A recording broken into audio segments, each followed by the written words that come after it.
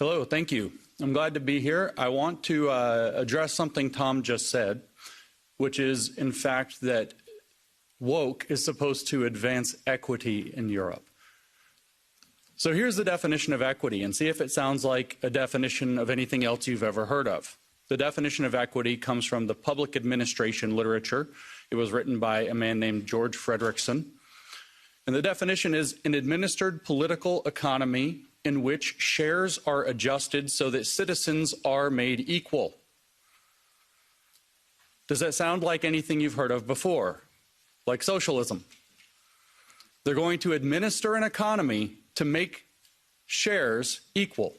The only difference between equity and socialism is the type of property that they redistribute, the type of shares.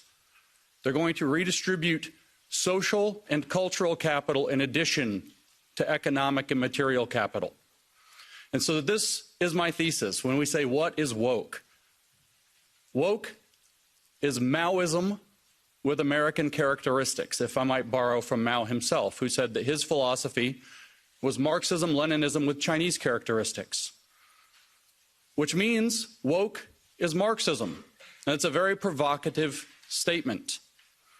It's something you will certainly hear it is not, that it is different. And the professors and the philosophers will spend a large amount of time explaining to you why. No, it's about economics when it's Marxism. This is social, this is cultural, this is different. It's not different. I need you to think biologically for one moment, and I don't mean about your bodies. We could do that. That's a different topic. I want you to think how we organize plants and animals when we study them. They're species, but above species there are the genus of the animals. So you think like the cats, all the cats, but you have tigers, you have lions, you have house cats, you have whatever, leopards, many different kinds of cats. If we think of Marxism as a genus of ideological thought, then classical economic Marxism is a species, radical feminism is a species in this same genus, critical race theory is a species in this genus, queer theory is a species in this genus, post-colonial theory that's plaguing Europe is a species in this genus, and they have something that binds them together called intersectionality that makes them treated as if they are all one thing. But the logic is Marxist, and I want to convince you of that, because Marx had a very simple proposition, but we get lost. We think that Marx was talking about economics because he often talked about economics. He wrote a book called Capital. It's a very famous book. And we think, well, this is about economic theory. But this isn't true. It's only true on the surface. If we go below the surface, what Marx was talking about was something different. We know what Marx's hypothesis was that we must seize the means of production if we're going to bring socialism to the nations, to the world. We have to seize the means of production. So we have to ask, what does he mean? And if we think that it's about capital, then we miss what he means. If you think it's about the means of production in the factory with a hammer and the means of production in the field with a sickle, then you miss what it means. Because Marx explained what makes human beings special in his earlier writings. And what makes human beings special is that man is a being that is incomplete and knows that he is incomplete. He is a man whose true nature has been forgotten to him, which is social being. He is a socialist at heart who doesn't realize it. And the reason he doesn't realize it is because of the economic conditions operating as the means of construction or production, not just of the economy, but of him, but of man, of society, and particularly of history. Marx said that he had the first scientific study of history. How was history produced? By man, doing man's activity, and man's key activity was economic activity, as he saw it. And so economic production doesn't just produce the goods and services of the economy, it produces society itself. And society, in turn, produces man. He called this the inversion of praxis. And so when he says we must seize the means of production, and he's talking about factories and fields, he's actually talking about how we construct who we are as human beings so that we might complete ourselves, so that we might complete history. And at the end of history, mankind will remember that he is a social being and we will have a socialist society, a perfect communism that transcends private property, is how he put it. He said, in fact, that communism is the transcendence of private property as human self-estrangement. That's a quote from the Economic Philosophic Manuscripts of 1844. So Marx was interested in controlling, or understanding and controlling, how man produces himself. And he writes about this exclusively in the 1840s, very deeply. How do we do this? And he looks at the economic conditions and he says, this is where it is. And that's why we get economic Marxism, and that's why we think Marx was an economist.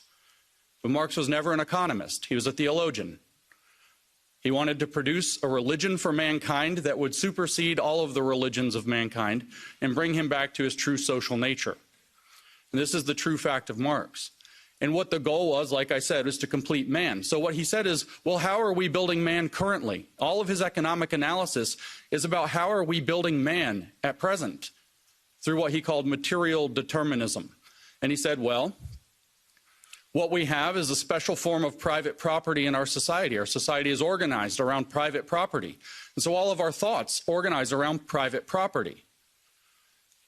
In other words, there's a special kind of property that the bourgeois elite class has access to, and then they organize society to exclude everybody else from access to that property through exploitation, through alienation, through estrangement, through oppression. And so what Karl Marx was proposing is that economics becomes a vehicle to separate society into a bourgeois class that has access to a special form of property. The people who have access wish to retain that, so they oppress people and keep other people out of that special form of property. They erect a system of classism to do that. It's enforced by an ideology called capitalism that believes that this is the right way to engage in the world. And what we have to do is awaken the underclass, the proletariat, to the real conditions and the fact that they are historical agents of change, and bring them to do a revolution and transform society so that we would have equity or socialism, whichever word you want. They have the same definition.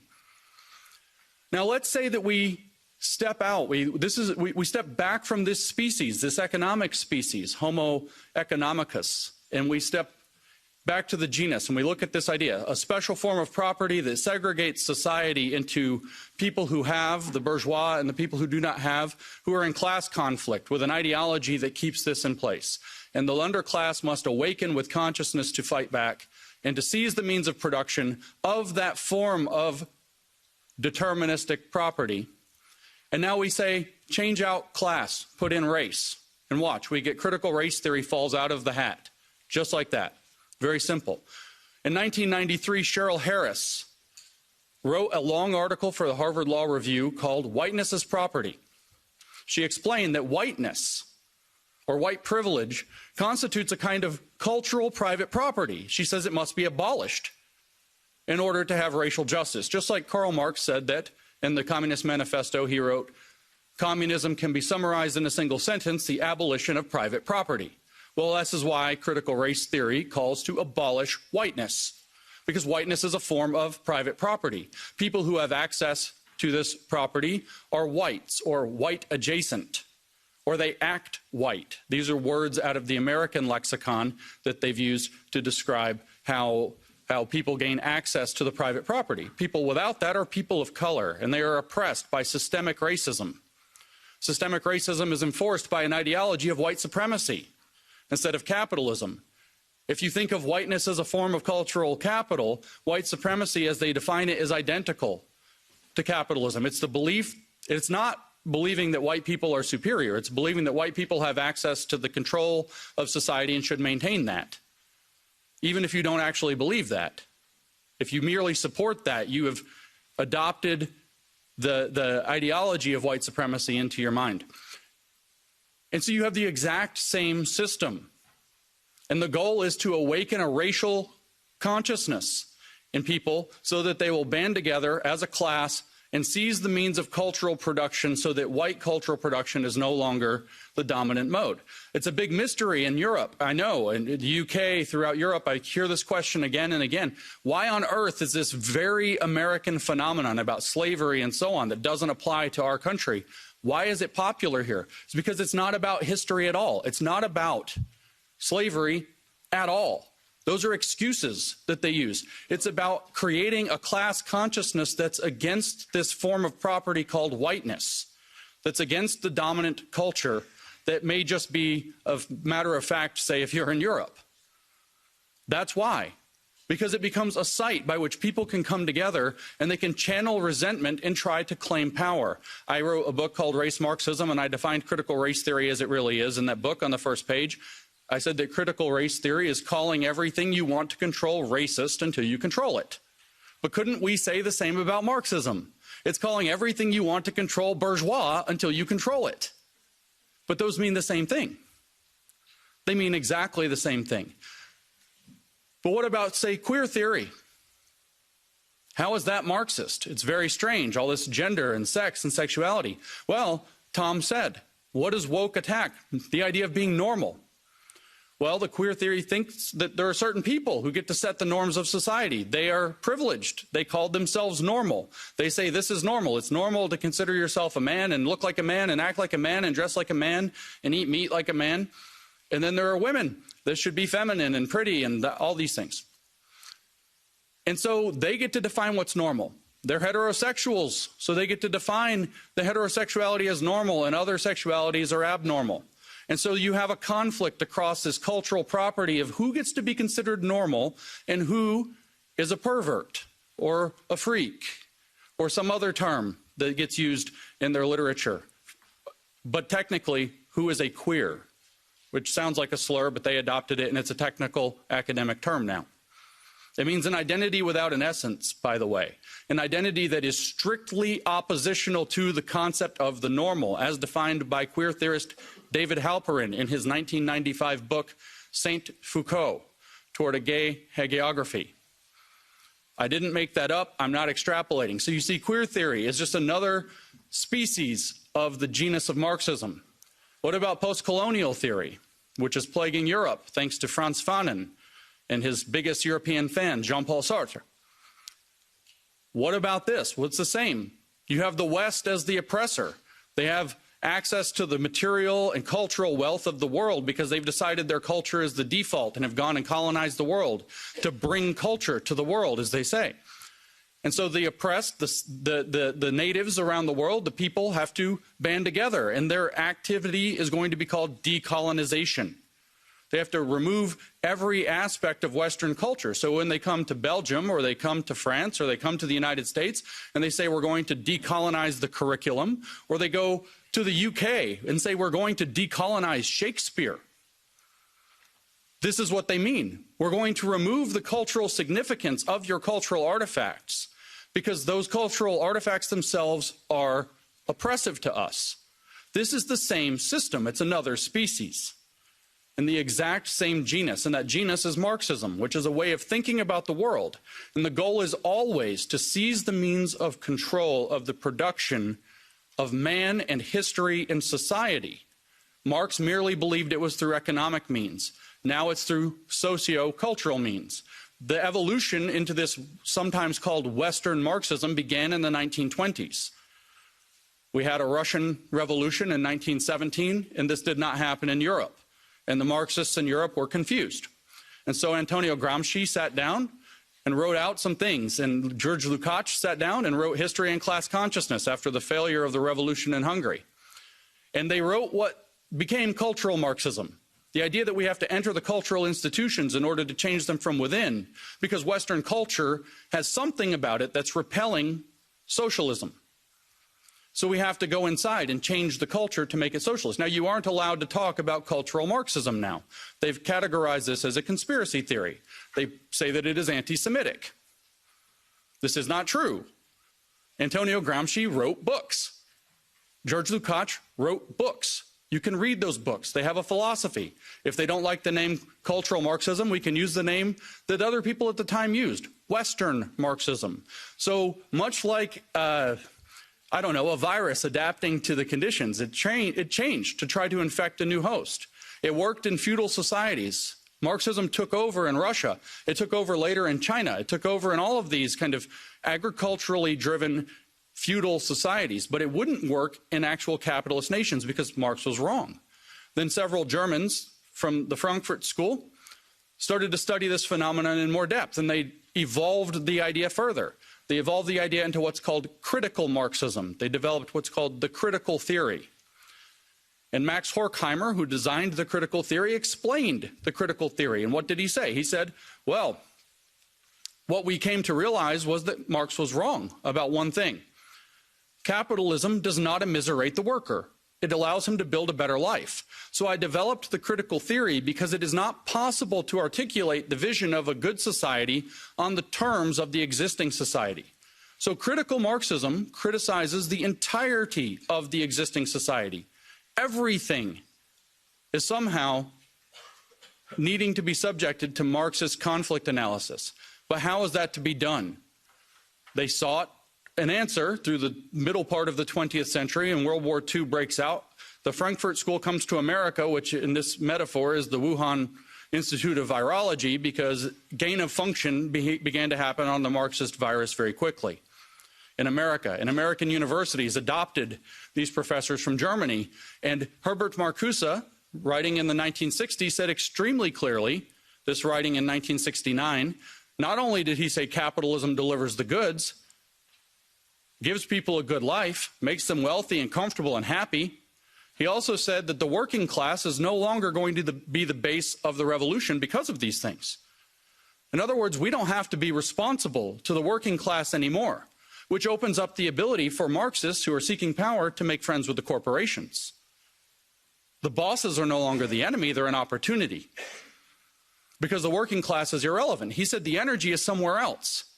He said it's in the racial minorities, the sexual minorities, the feminists, the outsiders. That's who, he said, have the energy for a Marxist revolution in the West, not the working class. And so Marxism was able to evolve to abandon the working class.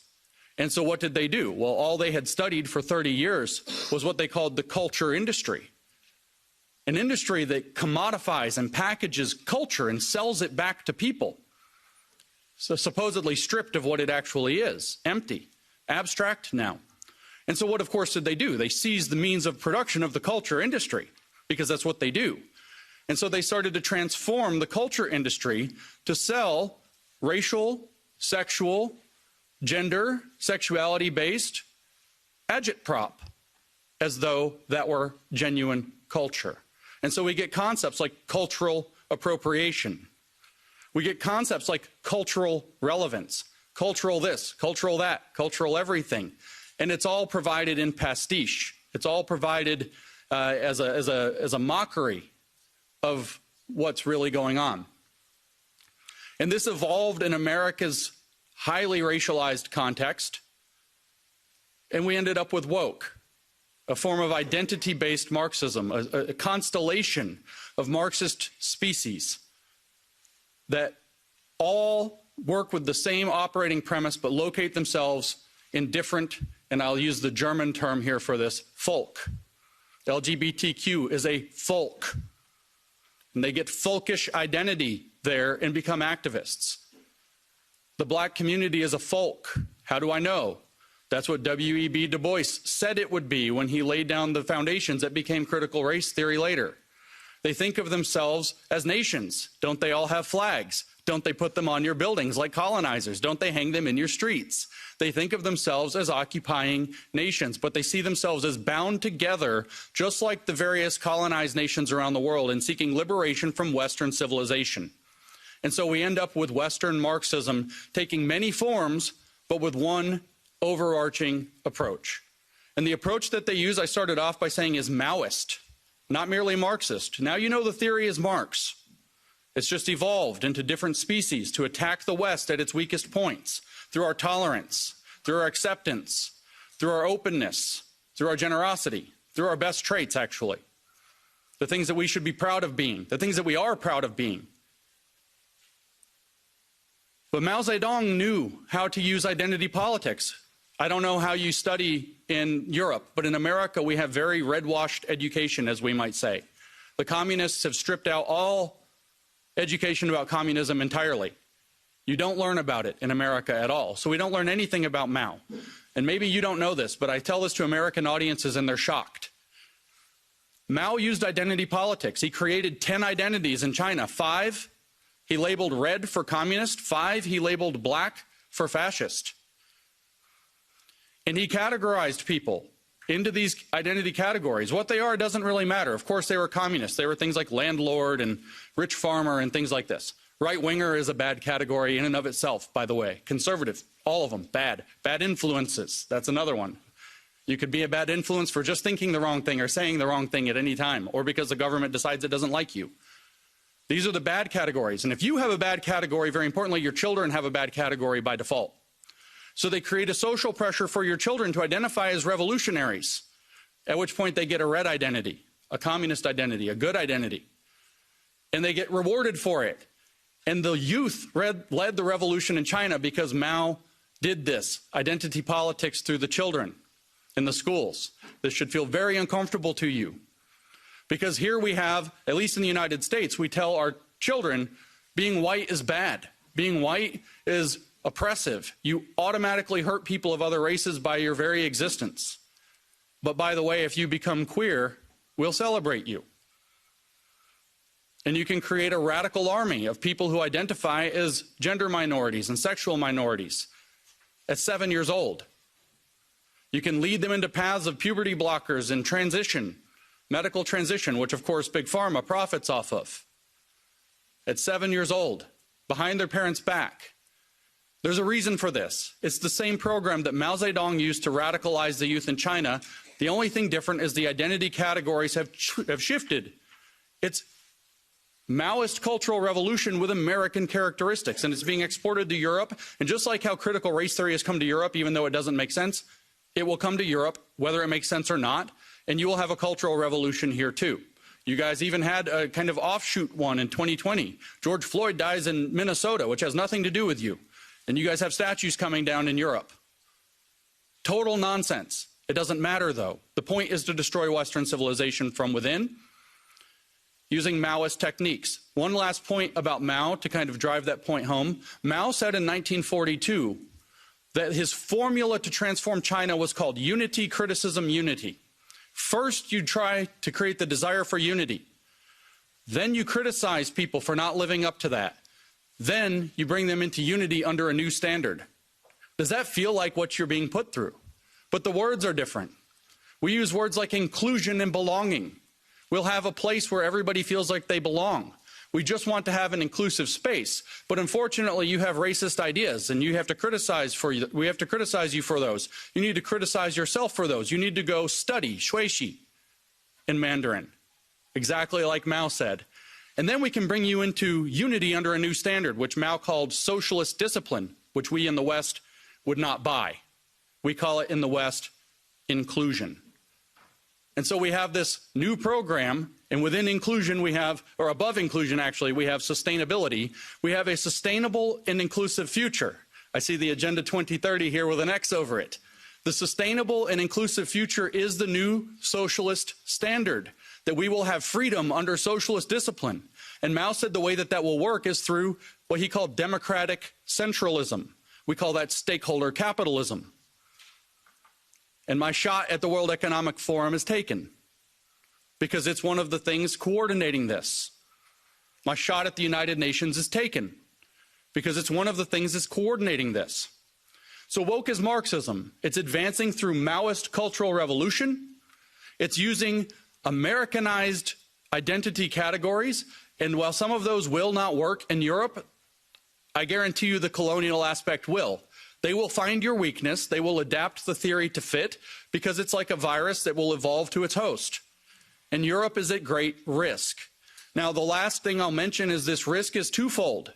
When you endure Marxist provocation, Marxist strategy is always of the same type. It's called middle-level violence. They don't come at you with full-blown Bolshevik assault very often. It's middle-level violence. They provoke, which means if you give in, and you do like Jean-Paul Sartre said in his foreword to The Wretched of the Earth by Frantz Fanon, the post-colonial book, he said, the violence is coming, so Europe's best bet is to give it away so that they don't kill you. They'll murder you and take it, or maybe you can give it away, give your culture away, give your countries away, and they'll let you live. They're coming for you. And this is what Europe needs to learn. That's what he says in the foreword of Wretched of the Earth. You can read it for yourself, probably in the original French that I can't read. And I think that's the path Europe has followed. So you can give away. That's one side, because they provoke at the middle. Or you can react and overreact, which sadly Europe has had a rough history in the last century with overreactions. And if you overreact, what will they do? They will weaponize your overreaction for a century, forever, and gain moral authority so that you end up having to give it away later anyway. So you have to stand firm in your principles, but you have to do so cleverly. You have to do so understanding that you're being provoked, which means you don't react as the provocateur wants you to react. You have to outsmart them, which is not possible unless you know the diagnosis of your problem. It's a Polish proverb, never attempt to cure what you don't understand. Woke is Marxism, evolved to attack the West. If you don't understand that, you will not act correctly. You will not cure it, and it will conquer your countries. It will conquer all of Europe, and we will have a very, very long, sustainable, and inclusive future with absolutely no freedom. Because the goal is to make us into what they call global citizens. Have you heard this term? This term is nonsense. There's no global sovereign, so there is no global citizenship. There's no relationship because there's no ruler. And we don't want a ruler of the globe. It's a nonsense term. But they tell you, if you actually read their literature, what is a global citizen? It's somebody, I kid you not, I make no joke. They say this themselves. It's somebody who supports the 17 Sustainable Development Goals of the United Nations Agenda 2030. That's a global citizen. And they say, what are the rights of a global citizen? This is in a book about global citizenship education published 2 years ago.